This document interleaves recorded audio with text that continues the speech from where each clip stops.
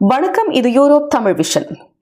France நாட்டின் பிரதமரான Francois Bayrou அவர்கள் புதிய திட்டம் ஒன்றினை அறிவித்திருக்கின்றார். அதாவது 2 பொது விடுமுறை நாட்களை நீக்க வேண்டும் என்ற திட்டம். இந்த திட்டத்தை அறிவித்ததை தொடர்ந்து ஐரோப்பாவில் மக்கள் எங்கெல்லாம் அதிகமாக விடுமுறை நாட்களை பெற்றுக் கொள்கிறார்கள் என்ற கேள்வி எழுந்திருக்கிறது. இந்த திட்டம், அதாவது 2 பொது விடுமுறை நாட்களை நாட்டின் வளர்ச்சிக்காக, பொருளாதார வளர்ச்சிக்காக நீக்க வேண்டும் என்று அறிவித்ததனை தொடர்ந்து மக்கள் போதுமான அளவு கடினமாக உழைக்கிறார்களா என்ற விவாதப் பொருளும் பிரான்ஸ் நாட்டில் எழுந்திருக்கிறது.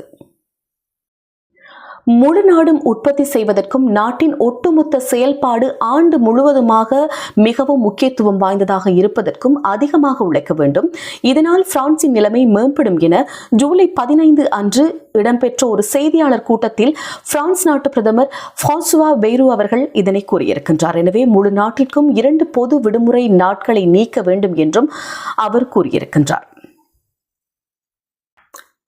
இதுபோன்ற 2 நாட்களை நீக்கினால் நாட்டினுடைய பொருளாதார வளர்ச்சி இன்னும் மேம்படும் எனவும், வருடாந்திர சேமிப்பில் சுமார் 44 பில்லியன் யூரோக்கள் பங்களிப்பு செய்யும் எனவும் அவர் பரிந்துரை செய்திருக்கின்றார்.